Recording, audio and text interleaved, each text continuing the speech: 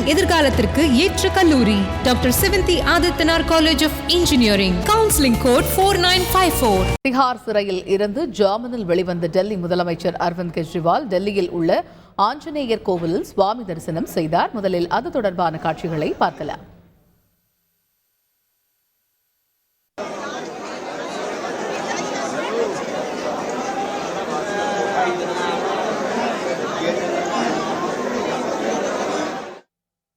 இது குறித்த கூடுதல் தகவல்களை எமது செய்தியாளர் ரமேஷ்குமார் விவரிக்க கேட்போம். ரமேஷ், வணக்கம். ஆஞ்சநேயர் கோவிலில் சுவாமி தரிசனம் மேற்கொண்டு வரக்கூடிய காட்சிகளை பார்க்க முடிகிறது டெல்லி முதல்வர் அரவிந்த் கெஜ்ரிவால். இனி அடுத்து இன்றைய தினம் எந்தெந்த பகுதிகளுக்கு செல்ல இருக்கிறார் தேர்தல் பரப்புரையில் ஈடுபடுவதற்கு விவரங்கள்? டெல்லி மதுபான கொள்கை முறைகேடு வழக்கில் கைது செய்யப்பட்டு திஹார் சிறையில் அடைக்கப்பட்டிருந்த டெல்லி முதல்வர் அரவிந்த் கெஜ்ரிவாலுக்கு நேற்று உச்சநீதிமன்றம் ஜூன் 1ஆம் தேதி வரை இடைக்கால பிணை வழங்கியது. இடைக்கால பிணை வழங்கியதை தொடர்ந்து நேற்று மாலை சிறையிலிருந்து அரவிந்த் கெஜ்ரிவால் வெளியே வந்தார்.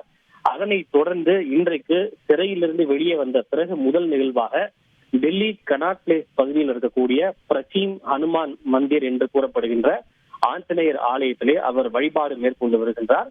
அவரோடு அவருடைய மனைவி சுனிதா கெஜ்ரிவாலும் உடன் சென்றிருக்கிறார். அவர்கள் மட்டுமின்றி பஞ்சாப் முதல்வர் பகவந்த் மான், டெல்லி மாநில நிதியமைச்சர் அதிஷி, கோபால் ராய் உள்ளிட்ட ஆம் ஆத்மி கட்சியை சேர்ந்த அனைத்து மூத்த தலைவர்களும் அந்த ஆலயத்திலே தற்போது வழிபாடு மேற்கொண்டு வருகின்றனர். அவருக்கு அந்த ஆஞ்சநேயருடைய பிரசாதம் கூட இன்றைக்கு வழங்கப்பட்டிருக்கின்றது. இந்த ஆஞ்சநேயருக்கு இன்றைக்கு வழிபடுவதற்கான முக்கிய விஷயம் என்பது இன்றைக்கு சனிக்கிழமை எப்போதும் ஆஞ்சநேயருக்கு மிகவும் உகந்த தினம்.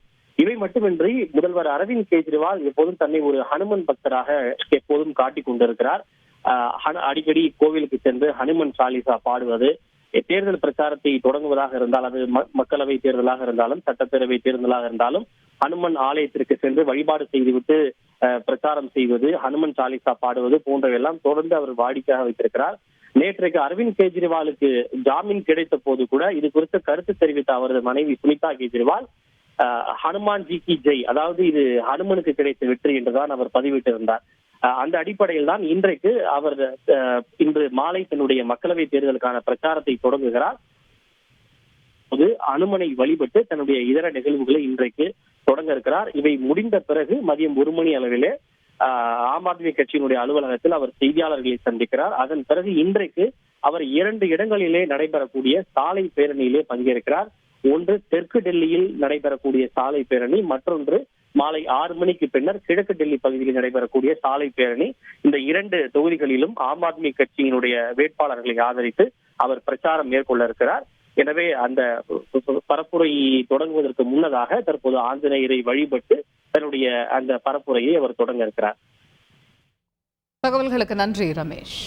மாணவர்களின் எதிர்காலத்திற்கு ஏற்ற கல்லூரி doctor Sevanthi Adithanar college of engineering. Counselling code 4954.